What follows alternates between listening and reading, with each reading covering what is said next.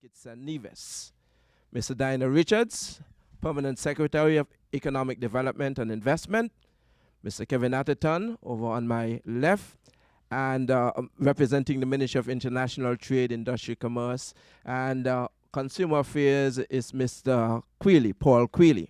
I also recognize the staff of the Ministry of Foreign Affairs, International Trade, Industry, Commerce, and Consumer Affairs, Economic Development and Investment of St. Kitts and Nevis. Ladies and gentlemen of the media, citizens and residents of the Federation of St. Kitts and Nevis, citizens and well-wishers in the diaspora, good morning and welcome to this press conference of the Honorable Minister of Foreign Affairs, the Right Honorable Dr. Denzil Douglas. The press conference is convened not exclusively for the media, although they will have a part to play, but also to allow for citizens and residents to receive updates on developments as it relates to the portfolio of the Honorable Minister. Dr. Douglas has just returned from the Republic of India, and he will share highlights of history to make sure that you understand it was not joyriding, and other matters that pertain to his ministry. So it's just not merely the section dealing with foreign affairs. Once the Honorable Minister finished giving his opening statement, he will field questions from media entities here. Be sure to remember that your cell phones do have volume, so you do well to take care of them in the meantime. At this point, please welcome the Right Honorable Dr. Denzil Douglas to give his opening remarks. Thank you, Mr. Penny, officer in charge at this moment of the Ministry of Foreign Affairs. I want to thank you very much, members of the media, for being here with us today. In fact, this might very well be the first full press conference of the entire ministry, as you've heard. And we are doing so in particular because we would want to highlight some of the main achievements, some of the specific plans that we have coming out from our recent ministerial visit to India, which I had the privilege of leading. So I speak to you this morning mainly because the Ministry of Foreign Affairs has successfully diversified its diplomatic relations catalog. That is, maintaining and sustaining long-lasting and robust relationships with our traditional partners, while bolstering new, emerging, and enticing engagements as well with our non-traditional partners. I want to emphasize from the outset that diplomacy is not static. As diplomats or as practitioners, we in the international relations field must be able to assess and strategize quickly, as like everything else, change takes place very quickly. Today, much of the world is really focused on whether Israel and Hamas will agree to a ceasefire. We have seen in recent days the Ukrainian army marching very proudly into Russia, occupying quite a bit of Russian soil. And we are seeing the rise and spread of a deadly variant of the Mpox virus in parts of Africa and suspected cases in other countries. And I'm sure most of you last night, if you're that interested, would have been looking at the National Democratic Convention that is taking place right now as we speak, going into the final day, that is today. The Ministry of Foreign Affairs of St. Kitts and Nevis, it is a relatively small ministry with a limited staff that has been able to follow world issues and provide analysis to the cabinet periodically and at a moment's notice on many occasions. It is the ministry's staff that advises on promising strategies and opportunities that lend to the development of St. Kitts and Nevis in our quest to become the first sustainable island state in this world. In this regard, the ministry has a pivotal role to play in achieving this particular goal. Hence, the ministry is engaged in the international arena in seeking to broaden the Federation's diplomatic footprint.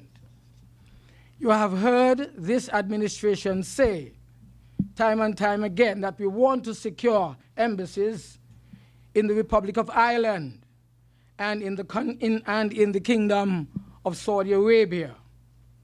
We also want to establish a High Commission in India. And to seek these, we have already begun the process. We are keen to strategically place special envoys and honorary consuls across the world, as well as and have them specifically purposed. There are many opportunities for St. Kitts and Nevis yet untapped due to the lack of presence on the ground in several emerging countries. A prospect has presented itself for the Federation of St. Kitts and Nevis to lead the region in South-South cooperation. Developed countries have ascribed to the premise that cooperation and financial assistance to other countries hinge on the development level of the country without considering the fact that there are other inherent challenges that we face. However, there is good news on the horizon regarding the adoption of the Multidimensional Vulnerability Index, the MVI, at the United Nations recently. This historic international quantitative benchmark was passed by consensus on the 13th day of August this year, 2024. However, there is still work to be done in terms of its implementation across international financial institutions, the IFIs. In the meantime, we shall continue to advocate. We shall continue to voice our concerns, and we shall continue to speak out to our friends about the vulnerability to natural hazards such as hurricanes faced by small island developing states, SIDS, like ours. And so let me specifically now zone in on the recent ministerial visit to India. We have just returned from the Republic of India, where I engaged high-level officials and explored several opportunities in which our countries can work together to advance the causes of both nations. Our shared colonial history, that is like India, establishes the foundation on which the relationship is built and provides the perfect environment for cooperation. While Hindi is the official language of India, English is widely spoken there. We also share similar institutional structures, and so it lends to a familiarity of sorts as we cooperate more deeply with each other. This visit was really an eye-opening visit for many of us. We know that India is the hub for information technology. It is the hub for wholesome medicine and, of course, pharmaceuticals.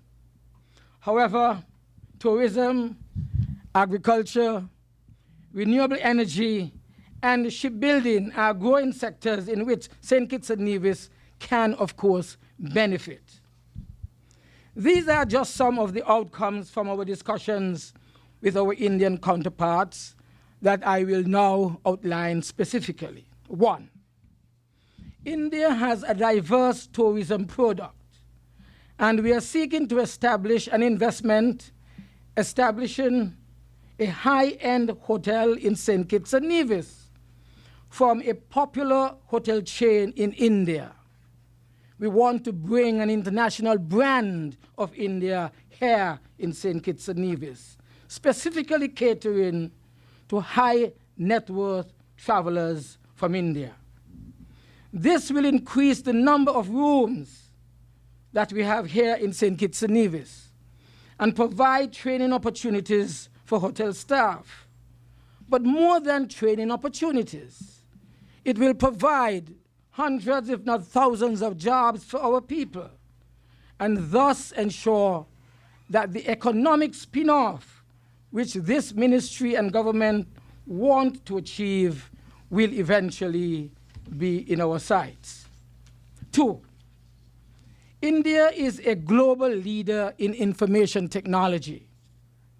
We are currently in dialogue to confirm investment to establish an offshore university that specializes in delivering courses and degrees in information technology and its related areas.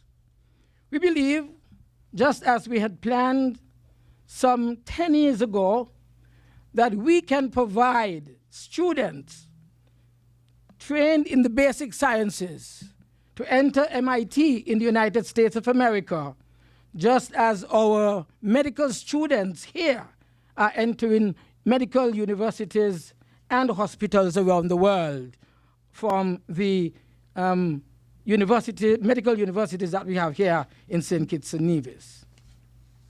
3, while in India, I visited a large distribution center for pharmaceuticals and observed its generic medicine distribution program.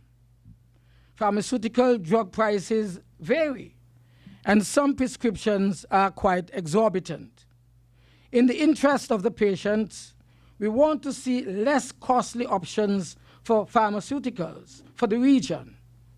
Since we procure pharmaceuticals as a sub-region, St. Kitts and Nevis will lead the way to ensure that Indian generic pharmaceuticals are procured through the established program. And we do this in particular as well because St. Kitts and Nevis, so our Prime Minister, Dr. Drew, Prime Minister, is the leading spokesperson on health matters here within the wider Caribbean region. 4, for the modernization and improvement of our Bureau of Standards, India can assist with the improvements to multi-purpose lab and capacity building in different areas. Our multi-purpose lab, the Bureau of Standards, etc., that is becoming more and more internationally recognized, with our students, with our, employees being trained at distant lands to ensure that we can achieve our global perspective and agenda. 5, our fight for food security. It continues, and India, of course, can be of help. They have experimented with sustainable, eco-friendly fertilizers and the introduction of e-agriculture for improved efficiency and, of course, delivery. Moreover, discussions are to begin to coordinate the outfitting of an electric vessel to assist the Coast Guard in securing the Federation's borders. You know, we are challenged at this time in particular with illegal weapons. How do they get here? We don't manufacture them here. They must be brought into our country. And this, we believe, can assist us in this regard, at least in that particular area.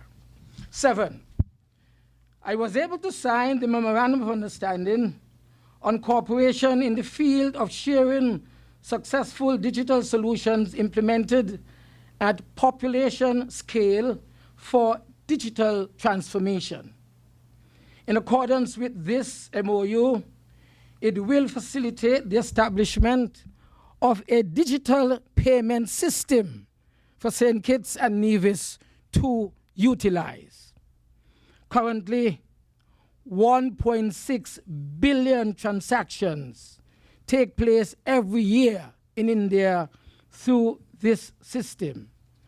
And it accounts for 49% of all digital payments in that vast country. The company would have reached out to the central bank here, Eastern Caribbean Central Bank, to cooperate in the past. And we will provide the necessary follow-up and mediate between both entities as we bring that from India, not only to the citizens of St. Kitts and Nevis, but at least to the citizens of the entire Eastern Caribbean states. 8, I signed also the Memorandum of Understanding on cooperation in sports, which establishes a framework for collaboration in training and exchanges for players, coaches, and administrators in different sporting fields. In fact, as I may say, it was while we were at that meeting that we would have learned of the sad, untimely passing of our former Minister of Sports. And we led our counterparts on that side of the world in a moment of silence to pay homage and respect and farewell to Glenn Ghost Phillip. Locally, we have an issue with rising prices, and the Consumer Affairs Department needs the introduction of a digital system for tracking food prices at the supermarket.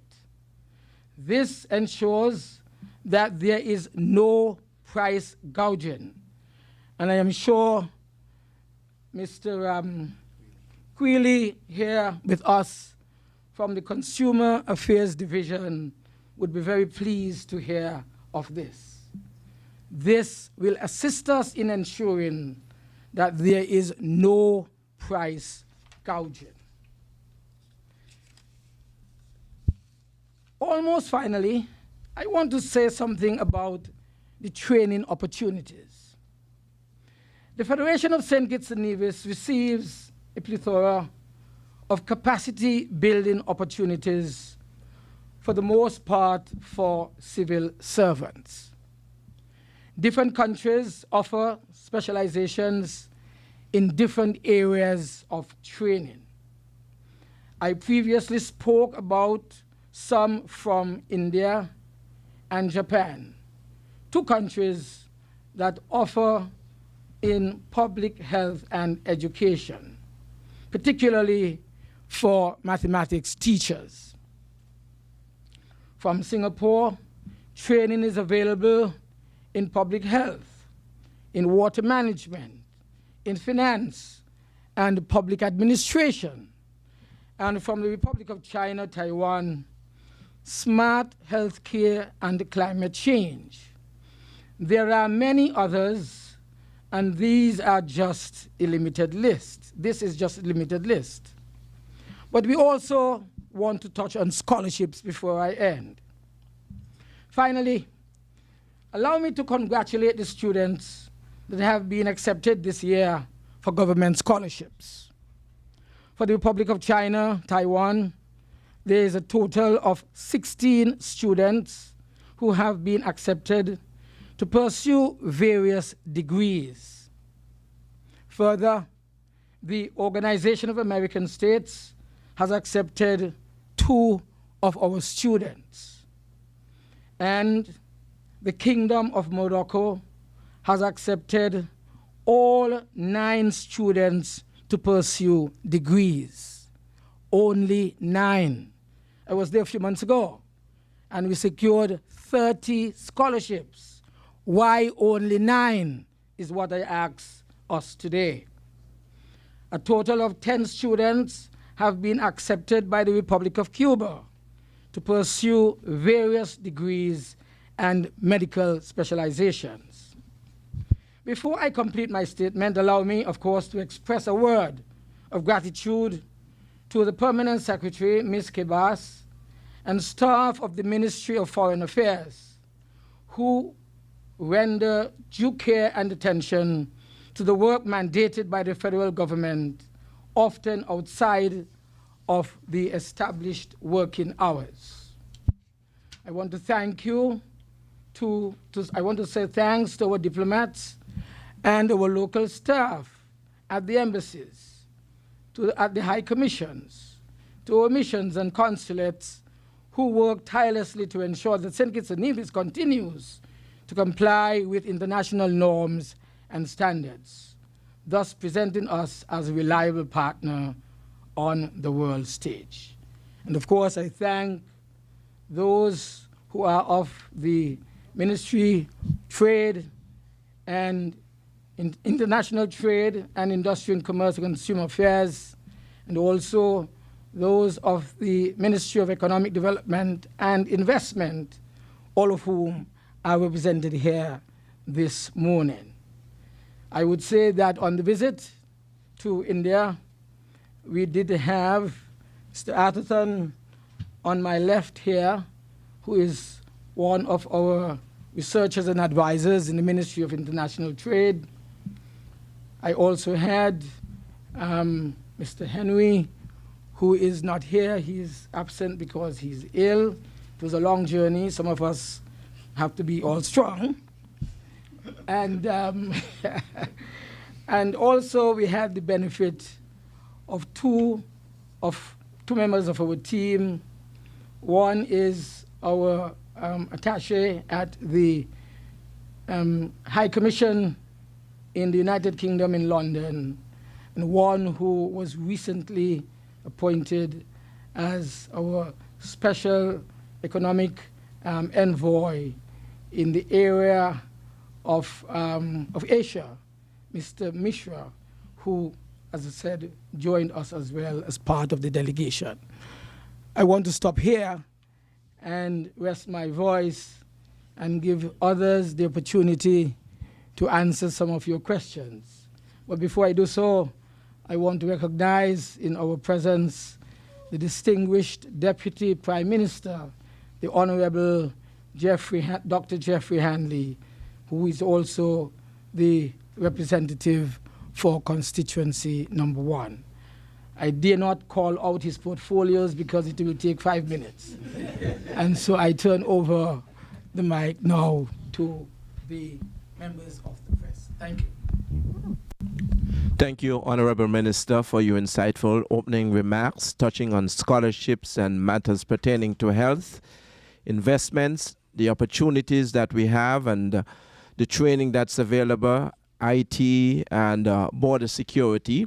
And having said that, we are indeed grateful that the media entities are here, and we're going to open the floor now. We ask that when you know the usual drill, when you ask your questions, you identify yourself as well as your media house or the entity which you represent. So the floor is now open for questions.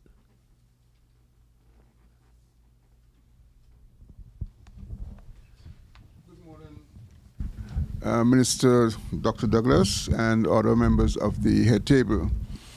Now, you mentioned in your opening statement your trip to India, and one of the components that you disclosed was the possibility of a high-end hotel being established here.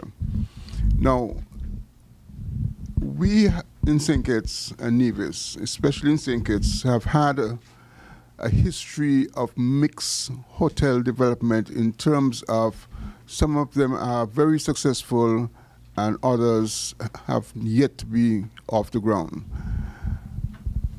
We can look at, for example, Christopher Harbour and Petition Hill, some of the Chinese developments, all of which are, in my view, well underperforming in terms of guest numbers, in terms of activities. And so I'm wondering if this proposed hotel will fall into that similar type of pattern that has developed here in St. Kitts and Nevis. And as an offshoot of that in terms of hotel development, could you also say if the facilitation of hotel development through the CBI program, based on the current environment in which we are operating, is such facilitation now an ineffective means of promoting new hotel developments for St. Kitts and Nevis? You would prefer that I take individual? Well, anybody else for a question right now? Do we have anyone else who wants to ask a question right now? Identify yourself and the media house, please. Ebony Thank you. Brandon, SKN Source. In your travels, Dr. Douglas, as our leading diplomat, have you had any conversations, whether in India or elsewhere, for the negotiation of infrastructure or technology that will help to bolster the police force and or crime-fighting technologies? Now, I would have noticed that you mentioned the acquisition and negotiation of a motor vessel which will increase coastal patrols. I also know that there has been negotiation for infrastructure that will bolster our legal system and its ability to research case law and that sort of thing. So with the present situation we are dealing with here in St. Kitts and Nevis, no need to belabor that. We all know what it is. Have you done anything that will help the police force and crime-fighting mechanisms? Thank you. Sir, ready? One more, yes. Yes. For the time being, yes. Dr. Douglas, Ken Fuentes, ZIZ News. How important was it to have sport as part of the discussions on your travel? And how important is it, that relationship you're developing now with India for the development of sport on the island? Sorry. How important was it for you to have sport as part of the discussion on your travel? And how important do you see this partnership with India in terms of the development of our athletes here in the Federation? Thank you. Right. So we have we have three Three, yes. Mr. Bat mentioned the underperformance of the hotels. I think we are really still on the mend from COVID. The recent statistics that we have demonstrate that we are building back up to where we were before COVID, not only in terms of hotel tourism, but also in terms of the cruise tourism. So even though at the moment we may not be achieving the kind of occupation that we would envisage, that does not stop us from going into search for high-end branded hotels to continue to come to St. Kitts and Nevis. St. Kitts is a special country. It is small, but at the same time, it is near perfect. As a result of that, it has attracted what we describe as high net worth, wealthy individuals. My own experience in India and the discussions that I would have had after staying at one or two high branded hotels, they were willing to engage in discussions pertaining to their brand coming to St. Kitts and Nevis.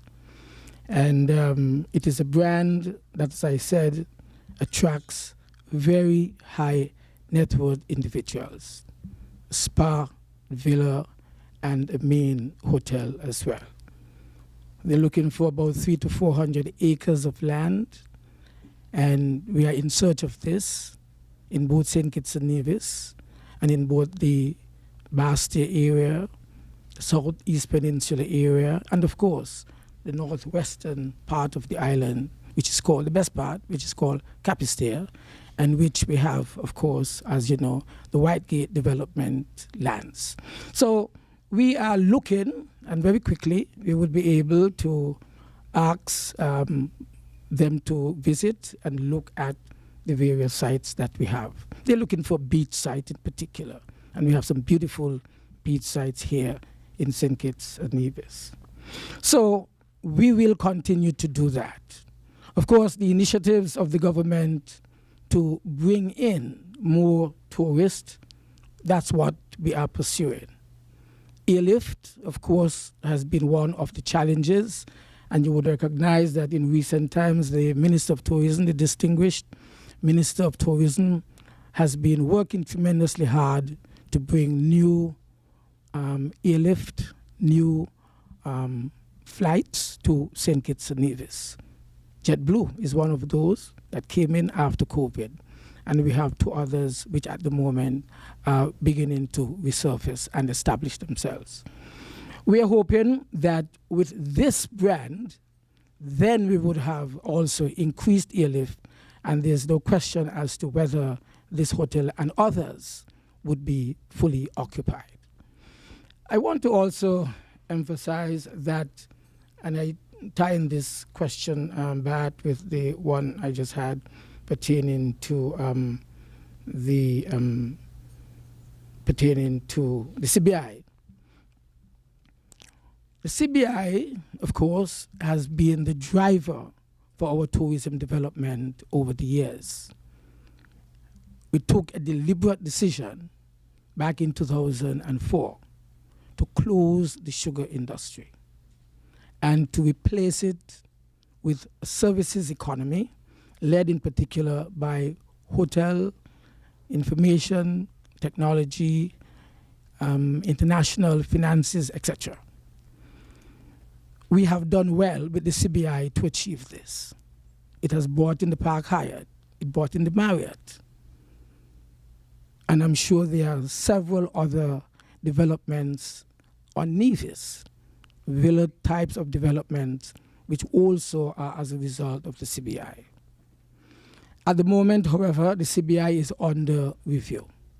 You would know that recently we have restructured it so that it is no longer under the direct ministerial control as of the minister, but it is now more of a statutory corporation. Still, of course, we'll have some minister in charge of it.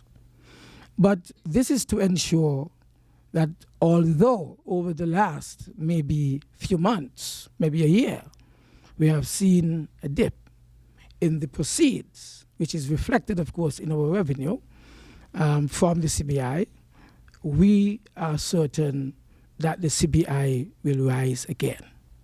After all, a lot of the players who performed to make it platinum, gold, are still around. And we will rely, I hope, on them to bring it back to where it was. The matter of the police and security, we specifically engaged India on a project that was started a few months ago, where our Coast Guard had been in discussions with India pertaining to patrol boats. What is, I think, is different is that instead of using now only the diesel fuel patrol boats, they are now offering an electric boat, which will provide additional services for security of our borders. But the high tech, remember India is high tech. We believe that one of the ways by which we can improve our services in protection of our citizens and in preventing crime is using technology, high technology. We spoke many, many years ago about the cameras, the extent to which we have achieved this as a country and as Ministry of National Security, I'm not certain, but that has to continue to be on the agenda. Cameras, therefore, I'm sure we would be able to obtain these from India. And as I said, general training in high-tech services would be part of the training that we would receive from India. And we just simply need to say to them, in what area of training would you want us to use high-tech training facility? And we will get that. They are that generous and expect us to not only do it for St. Kitts and Nevis, but for the wider Caribbean region. All right? Sports, of course. We recognize that sports is not only one of the top achievers of Kittitians, but also it is one of those areas that facilitates economic development through tourism. And so we definitely recognize, in fact, they say that we joked around when we were there, because we know that although they can and have beaten us in cricket, there are other sports that we can beat them in. I don't think they do much football. I don't see that much. And so we can teach them the game of football to some extent. And in cricket, we believe that we are good. And we need simply to learn a little more from India, and we will get just as good to dominate as we did in the past, of course, the West Indies cricket team. Okay? So all that is part of it. Douglas, Thank you. Mr. Abel, yes. Yeah, Germany Abel here, SKN Vibes. A couple of questions, but I want to follow up firstly with the comment you made regarding the hotel, the high-end hotel. Yeah. Are you saying that they're catering or looking for beachside areas to construct that hotel? And if so, is there any factor of, are you or the government factoring in the concerns regarding climate change and the fact that one existing hotel currently lost its beach due to climate change? My second question specifically has to do with existing projects that India undertook with St. Kitts and Nevis. Was there any discussions in terms of further funding? For example, the health center in St. Peter's, which is basically dormant at the moment. It's just the infrastructure there. Additionally, was there any discussion in terms of possibly funding or partnering to fund maybe the construction of the new Basta High School? And this question is more international related. One of your closest allies right now, the government, and by extension, the Ministry of Foreign Affairs has not necessarily commented on this. But regarding the issue of Venezuela and its elections, Venezuela is one of the Federation's closest allies. Where is St. Kitts and Nevis when it comes to all this discussion surrounding the elections and the dispute that we're hearing at the moment?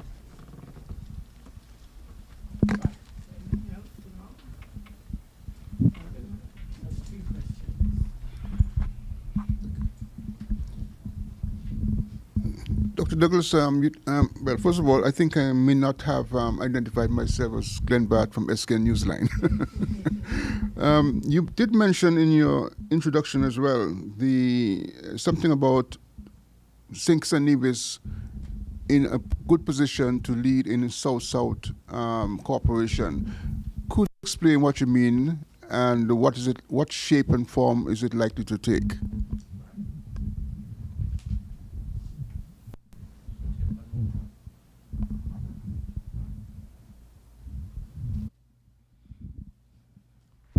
While we wait, on the matter of the beachside difficulties that we've had and climate change, etc., I'm going to have Mr. Atherton respond to this, because this is one of the areas that we really concentrated on, anticipating that, especially if we're talking about a sustainable island state, that we have to make sure that climatically we are on top of things. Yes. Thank you. Abel. Sorry about that for massacring your name. As the minister would have indicated, during the delegation's visit, we met with a series of institutions, organizations related to the government of India. One of these organizations, which we actually have made contact with, is the Coalition for Disaster Resilience Infrastructure. The abbreviation is CDRI. They have right now a call out for projects funding. We have, through the Ministry of Sustainable Development and Environment, would have gotten into contact, and they are presently looking at projects, especially in the area of climate mitigation and adaptation, for funding. So hopefully that would address some of the issues that you would have indicated. As for funding other projects, we would be liaising with the various institutions we would have met with through, as the minister said, ITEC. This is their foreign assistance programs to countries such as St. Kitts and Nevis, where we can tailor the assistance and capacity that we need built in the country. So it's a matter of persons, ministries, indicating where they have capacity deficiencies, to let the Foreign Affairs Department know, and we, through the Ministry of Foreign Affairs, reach out to India and have something tailored to meet these needs. I don't know if that answers your question somewhat. It did, but in terms of the St. Peter's project, that would have to be revised. That we would have to actually go back to them to let them know where it stands, if we need further assistance in the project, because I think it would have had a project cycle. So if there needs to be a revisiting our new project to start back, then we would move forward that way. Right. On St. Peter's Health Center, that's a project that, from my recollection, India did in fact offer some support. I don't know if you heard about that, which is why you asked that question. Right. And so it is, as he said, it is for us to make sure that the whole project is repackaged. As you know, it ran into some problems. As a result of those problems, it was halted. And India is one of the countries, if I recall, would have moved forward to assist as one of its grants in order to facilitate the development in St. Kitts and Nevis. So I will seek update on that, myself not updated, but I know that India was one of the countries that had indicated its interest in supporting. But also, we have also brought to India's attention another infrastructural project. I don't want to say too much about it now because it is in its embryonic stage, and you don't want to do anything to the embryo as it is still growing, and so you are careful.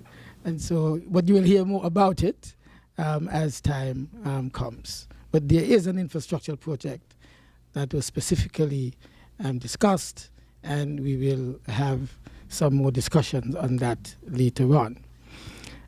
You also mentioned India helping with the Bastia High School. I think Bastia High School is already an identified project. I think financing sourcing has been already identified.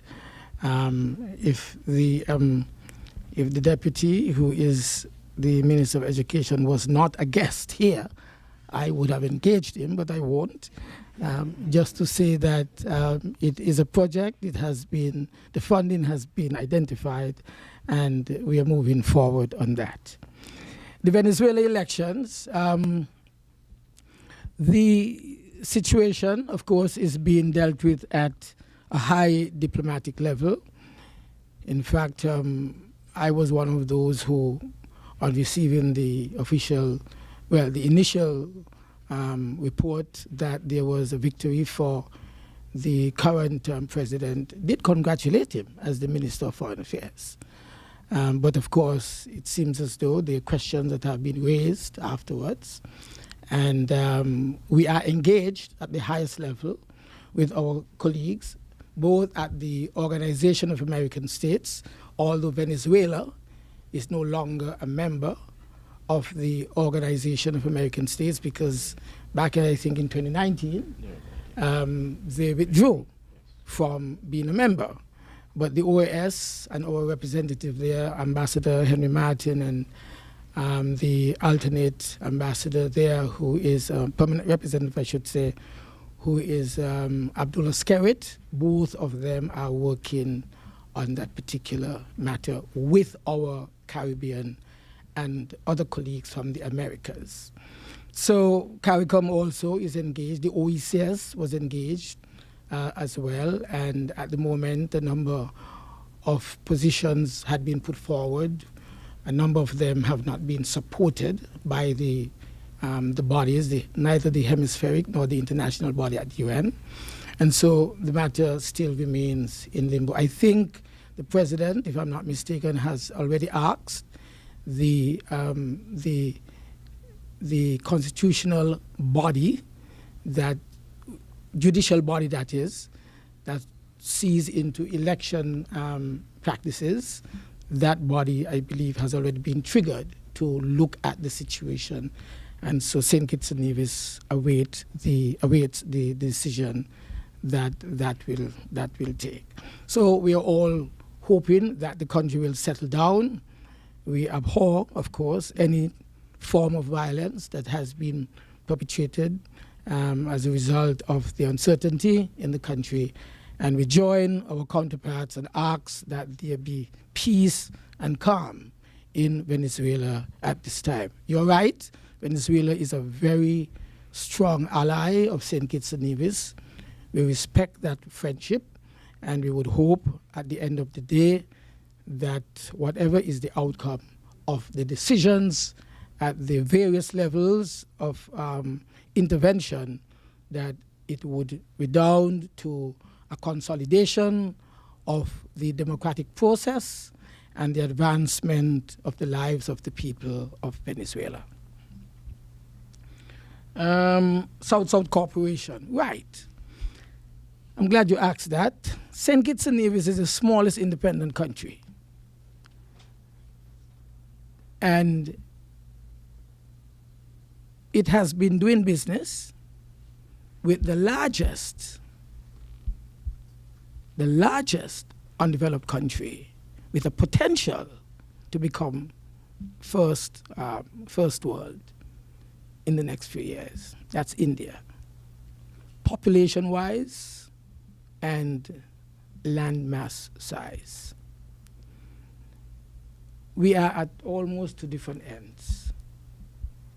We have been very lucky to reach out in the way that we have and receive recognition. We are known in India, well known.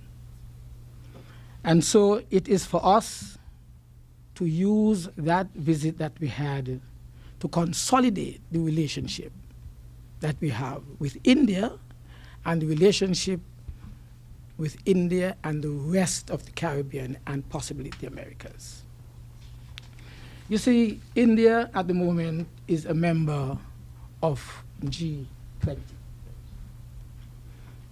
That gives India a voice in theaters around the world where we do not have a voice and we may never get a voice.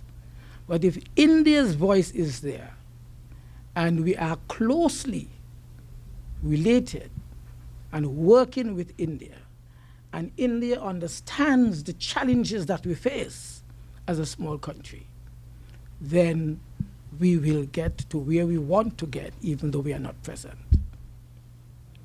And that is why it is so important to have established this relationship with India.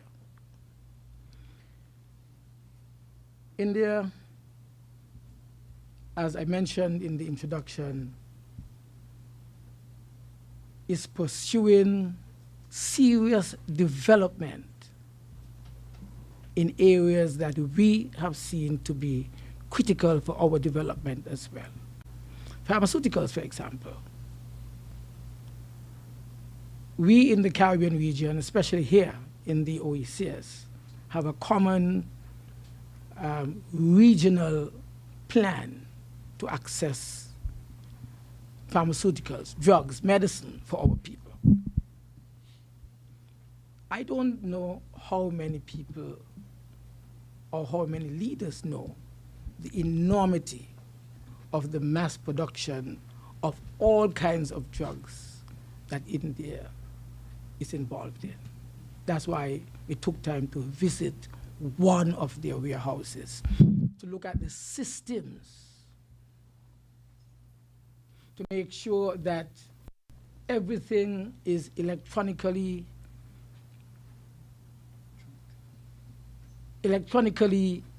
controlled. And there's no opportunity for us to receive, for example, expired drugs and so forth, which is one of the problems that we face. Sorry. And so by looking at that, we have come back and we are saying to the Eastern Caribbean Pharmaceutical Center that we should establish deeper and better relationship with India in this particular area. I'm a diabetic, as you know, I guess. And I was careful to look specifically at the common drugs that are required for NCDs, non-communicable diseases. Do you have enough for yourself? Do you produce enough that you can sell to the rest of the world, especially our part of the world? Answer is yes. A simple thing that you may not think is important, because I saw a little program that was launched the other day, sanitary napkins.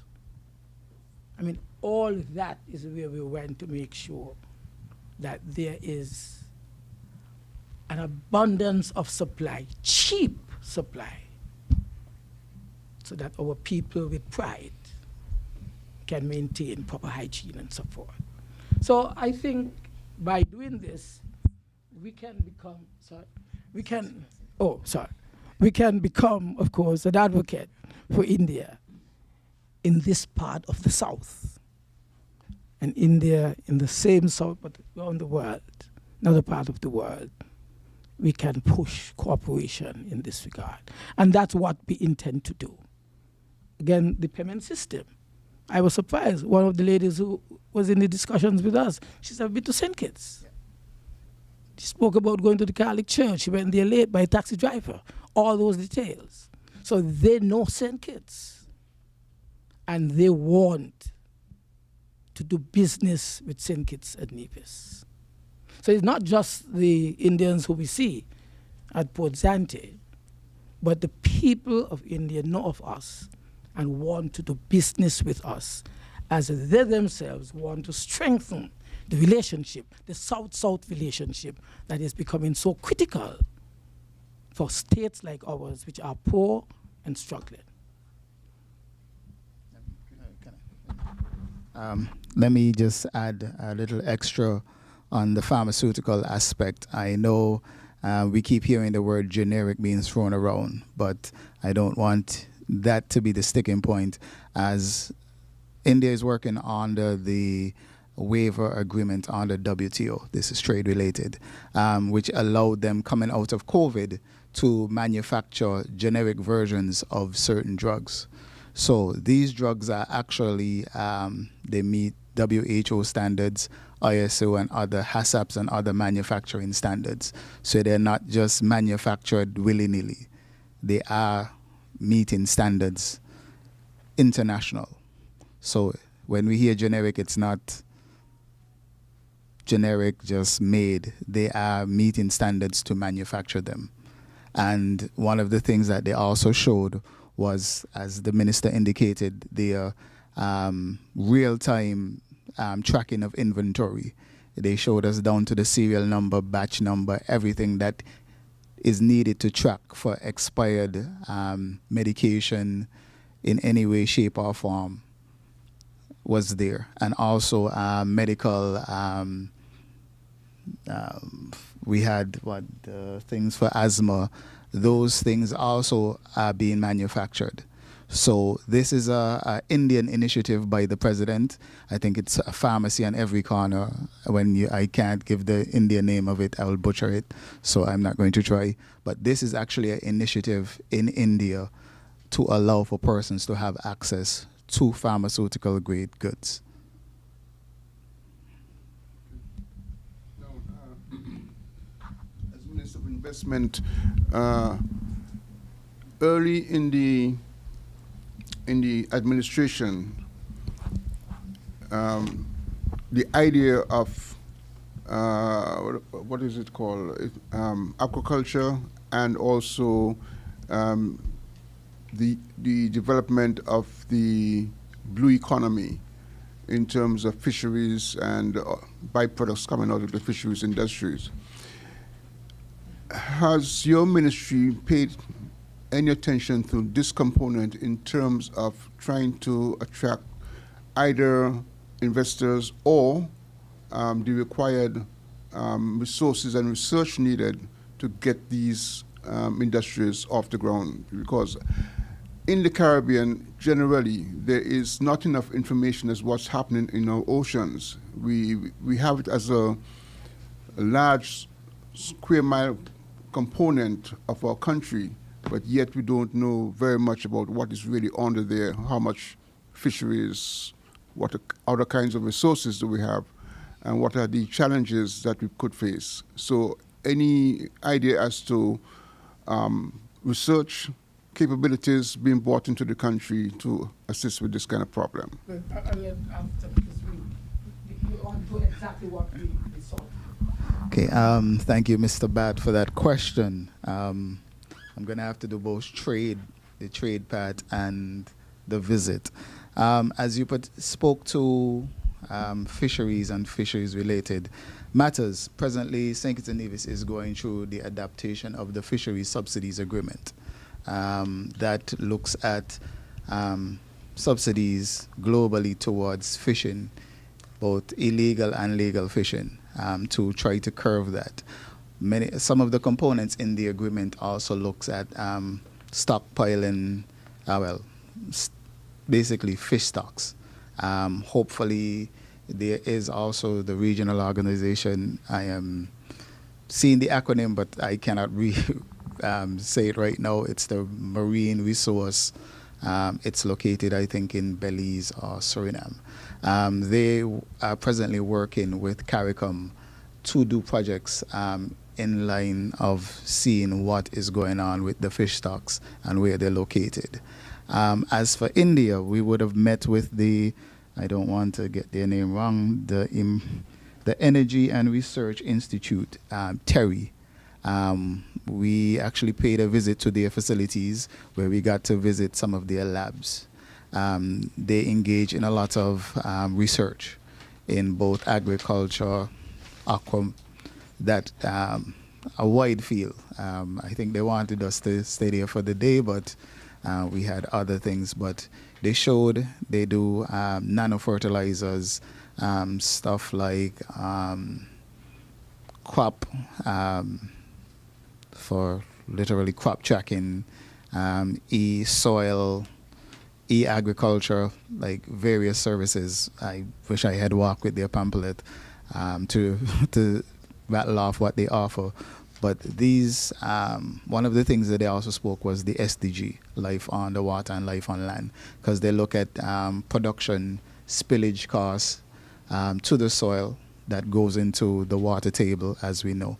So that affects consumable water when it comes to wells. And then you have, I think one of the things we also talked about was salinization for water, for clean water purposes. So we would have met with various organizations that are keen to offer assistance, as I would harken back, but we have to let them know where we want the assistance and where do we want to invest our capital. I don't know if that answers the question. Well, on the question as well of, as you said, desalination and so forth, India, in fact, was again offering its support financially as well as its expertise to the desalination projects that we are pursuing here in St. Kitts and Nevis. They were a little surprised that we actually had launched the project recently in the Newtown area, Birdrock area, I should say, because they had been asking to assist for some time, they said, in this particular area. But we said, we told them we'll have other opportunities because we intend to have, of course, larger capacity in terms of desalination as we move forward to bring, to solve the water issues that we have here in St. Kitts and Nevis. So they are available, as Mr.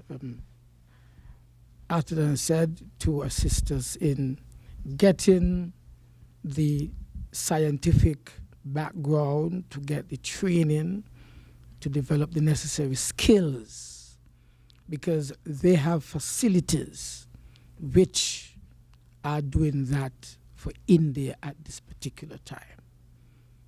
First-class labs, and they can take as many as 25 overseas students. It's like a campus that has been established specifically to train people from our part of the world into finding solutions for the challenges that we have in food and in water and so forth.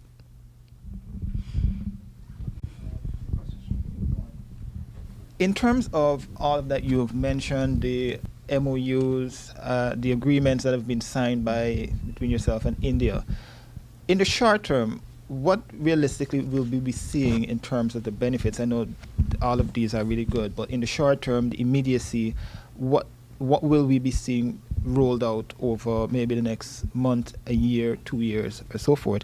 And in terms of the MVI, when is this going to come into effect? It was signed, it was passed last week, and so forth, but realistically, when that is coming into play? I am certain that, going back to the MVI first, as we approach the United Nations General Assembly, as we approach the UN General Assembly, I'm sure that this would be an assembly that would press for specific timelines in this being recognized. I mean, you're talking about something that I went around the world with the former Secretary General of the Commonwealth just before I left government back in 2013, 2014. And it's now 10 years. And so it has taken that long to be recognized. That is what we were saying. We were saying all the way back in 2004 and so forth that it was unfair for us to be graduated out of concessionary support, lending and access grants, simply because the per capita income was high. But the per capita income is high because people's wages are high, yes. The population is small, so you get a high per capita income.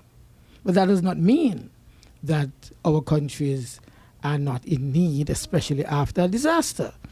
And that is why the term multidimensional vulnerability index, we were saying then that the rest of the world, the developed world in particular, those that control the international financial institutions must recognize that the incidence of disasters in our countries, though they have very high per capita income, incidence is high. Every year, number of hurricanes come off the west coast of Africa, blow across the Atlantic, and they come here. We are in the path of the hurricanes. So we are saying to them, even though we may look as if we're rich, we're not really rich in terms of having our infrastructure destroyed and having money to rebuild it. And when we want to rebuild it as a tourist country, you can't have your house stuck, your hospital down, your airport down. You have to rebuild it. You have to borrow money. And they want us to borrow money at high interest rate. And that was the argument over the years. Give us a special consideration, considering that the incidence of disaster is high. The vulnerability, we are very vulnerable to disasters, to hurricanes, to flooding, and so forth and so forth. So if that incidence to vulnerability or high vulnerability is there, then help us to rebuild or help us to be resilient so that what we have will not get easily destroyed. And so I think we've won a major victory when, as you said 2 weeks ago, the United Nations eventually accepted the concept that not just per capita income must be considered, but the vulnerability of the country to disaster must also be considered. And that is a major development that we've had. So I suspect that we're going to have much more about this. We're going to have, I would think, more access to concessionary support. You mentioned earlier that the Koi Hotel, that is being advertised as a beach hotel. There's no beach. It's disappeared. And so we have already access, though, I must tell you. I want to commend Prime Minister and Dr. Clark. They have already accessed funding, approval for funding, to rebuild the beach there at Koi by putting, as Marriott would have done, breakwater outside on the Atlantic side and preserve the beach, let the sun come back and preserve the beach for our visitors. That's critically important. Okay. To add to you asked about tangible and hopefully upcoming, as I would have indicated, through sustainable development, there was a call for project. The submission date is the 31st of August. So hopefully, with some projects being submitted to India, we will get some funding, and this hopefully would be announced in November based on the communication between the ministries and the organization, if a project is selected. I'd like for a moment to turn attention to consumer affairs issues. The question that I have, well, two-part question really. First is with relation to the fact that you mentioned price gouging, which is an issue, but it tends to be circumstance specific. There is an event which occurs and people try to capitalize on that. I think the greater issue for most ordinary people is the fact that although some items are in fact price controlled, there are others which are not. And so you will find that, for instance, and I think it's most observable in the country areas, whereas a cost might be relatively low in the Bastille area, when one goes into the countryside, that price goes up exponentially. What is being done to address that issue? Because it's really nothing new. Also, in respect of services, which are less so price controlled, controlling those things. None of us can control inflation, but then I think inflation gives some unscrupulous business owners license. They take liberty with license to jump up the prices on their services. Rent is one of these things which we say ordinary people complain about a lot. Now, with the influx of students, one of the issues we've known for well over a decade or more is that prices for rent have gone up. Ordinary people tend to suffer for this because then formerly modest housing becomes very expensive. And not everybody's in a position, as much as the government has assisted, to afford a mortgage. So in all those areas, what is the Consumer Affairs Division doing to protect vulnerable persons who are affected by those issues? The other one really has to do with what I consider a positive, more local manufacturers of products and so on. However, what we're not seeing that I know I would love to see is, for example, nutrition labels on items that are consumables. Skincare products, for example, to know that they have been tested by the Bureau of Standards, and so we can have some confidence in supporting local businesses. I'd love if you could touch on those areas for me, please. Right here. New legislation. Yes, good morning. As the minister mentioned earlier about price gouging, that is something that the department has been hearing for quite a while, but we have not actually observed that in the market. Persons are under the perception that the Consumer Affairs Department controls all food prices, even though you mentioned, it's not all. Other persons seem to think that it is all. So I would use this opportunity to outline what it is in the food basket. We have chicken frozen, meats frozen, fish frozen, meat salted and in brine, salt fish and pig snout, Vienna sausage, cornmeal, dried peas, cereal, butter, margarine, pasta products, cheddar cheese, and this is the type of cheese that is the big bulk cheese that you slice up and sell in the styrofoam containers. So it is not all cheese within the supermarket. Pan cheese, as my colleague here is saying, pan cheese. Sardines, tuna, and fish. Fresh fruits and vegetables, toothpaste, lard and substitutes, cooking oil, rice, which is bagged out from the big 100-pound bag, so it is not all rice in the supermarket, medicated soap, powdered detergent, and disposable diapers for adults and children. All right.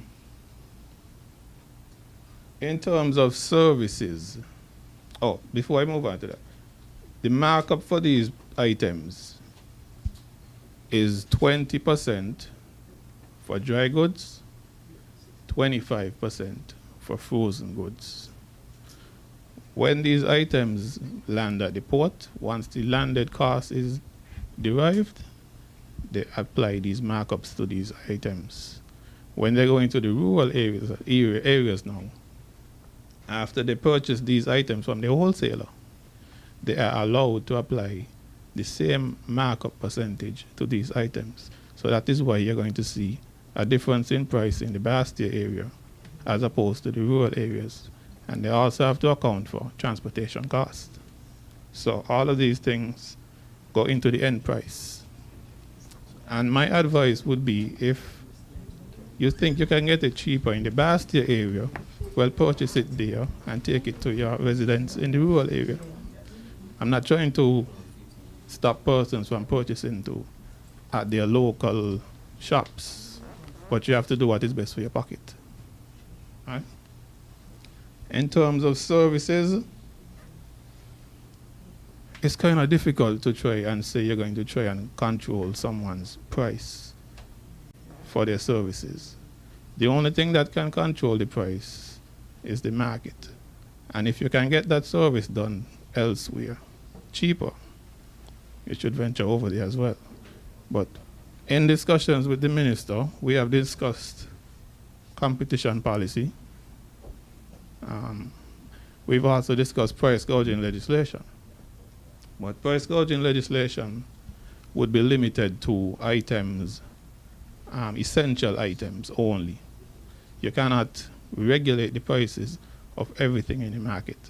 That will not be a wise decision. So I don't know if I've answered, or you've mentioned labeling. Well, my colleague here will handle the labeling. It falls under the Bureau. Not just labeling, but product testing and labeling as well. Yeah, sure. We have someone here who can answer that. Okay, good morning, everyone. Clelia Davis from the St. Kitts Nevis Bureau of Standards. Let me give a brief description of what we do.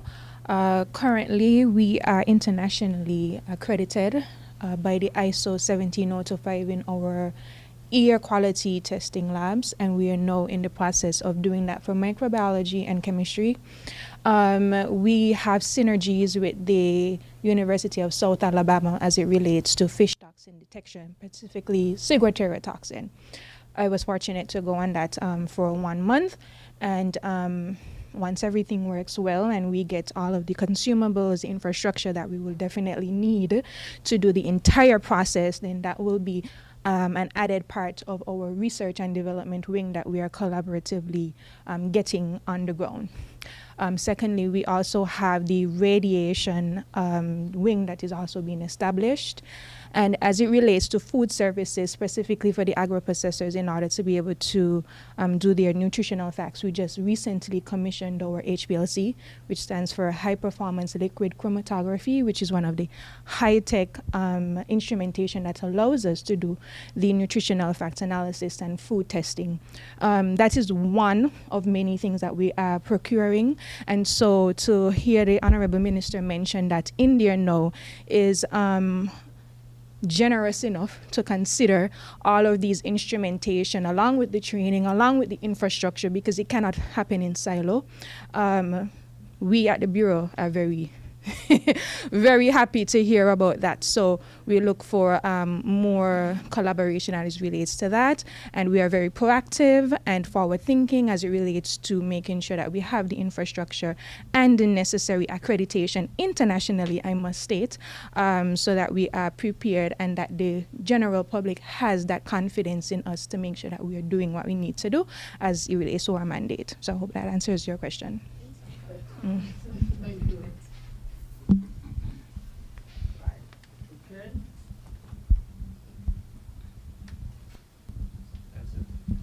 right. And someone else has a question before? Yes, the microphone to Mr. Bad. He would. Anybody else have a question?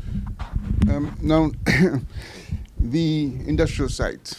I remember early in the administration, again, Dr. Douglas, you indicated to us that you would be making a tremendous amount of effort to stimulate activity at the industrial site.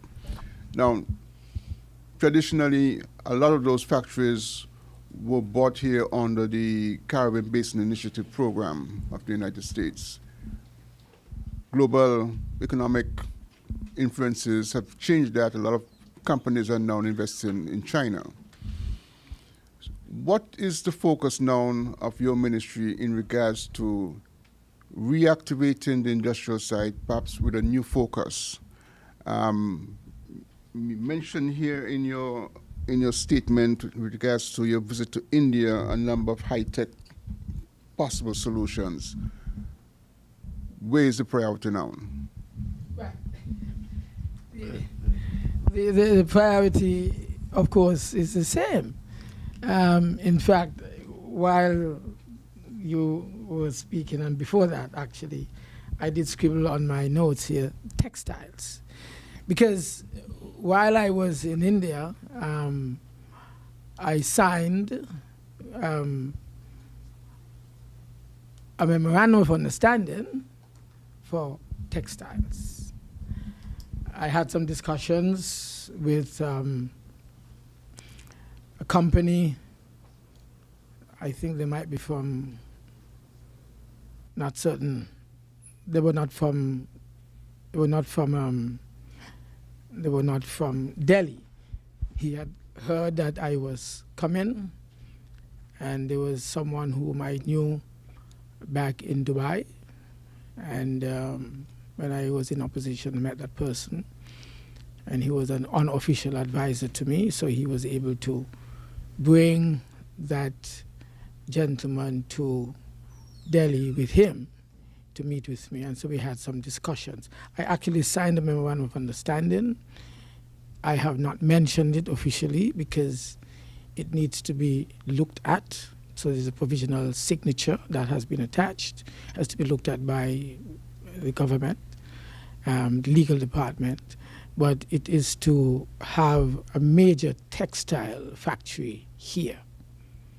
And I'm glad you mentioned that, because I should inform you that maybe within the next 3 or so months, we would have the St. Kitts Brush Company closing permanently, and that would put maybe about close to 50 people out of work. And so that's why I was so anxious to see if I can find a factory or two that would be able to replace those which we have lost and that which we are about to lose. So that is going to happen. I'm almost certain it will happen. And strange enough, on my way to India, I had a few days. I left early and spent a few days in Dubai. And I was able to have the ambassador there arrange for at least 2 meetings I had again. These were persons from Pakistan who, again, are in the textile industry and wanted to know how feasible it was for them to begin to produce out of St. Kitts and Nevis. This is because Pakistan is undergoing, I understand, at this time, tremendous challenges in energy. And so a lot of the textile factories are closing. And so I met 2 potential investors in the textile business in Dubai, but they are from Pakistan. And as I said, in India itself, there is, I think it was from Mumbai. I'm not certain if it was in Mumbai he was from, but he came and spent a few days while I was there to discuss. And as I said, I do have a memorandum of understanding which we will perfect, and then he would be coming here within the next month or two to look at the country and look at the site, look at the factory shells that we have to see what we can do. So our focus is still on that. I must also say that with regard to, we have also a group coming out of Cyprus that has an interest in developing some electronic component parts using this time, though, the CBI program. And let me say that those I have just mentioned did not even mention the CBI. They want to do it on their own because they have established factories that they're running now. But that was going to be based, this is what I'm telling you, electronic parts, that is based on the CBI program. In other words, using the CBI program, not just to get into hotels and so forth, but into high tech.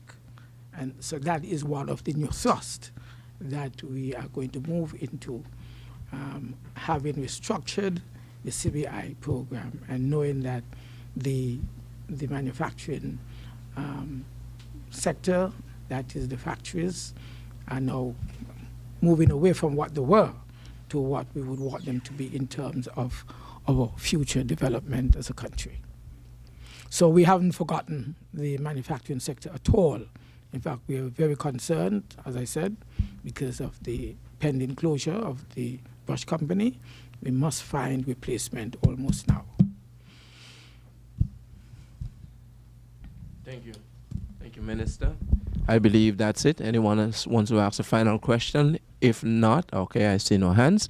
So we want to thank the Honorable Minister of Foreign Affairs, International Trade, Industry, Commerce and Consumer Affairs, Economic Development and Investment for convening this press conference.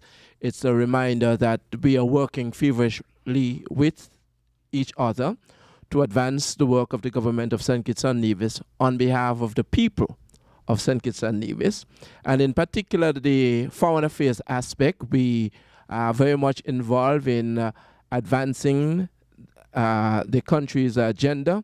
And also to remind you, by doing that, we are working on visa waiver agreements, memoranda, which is more than one of understandings, and we never do those without being reviewed by the Ministry of Justice and Legal Affairs. So bear that in mind. Some things take longer. Sometimes we do a visa waiver agreement, but it has certain things that go into place before it becomes effective. We just want to let you know that we are not asleep, but we are very much alive, looking forward to independence, looking forward to advancing. The foreign affairs aspect is the face of the government of St. Kitts and Nevis in the international arena.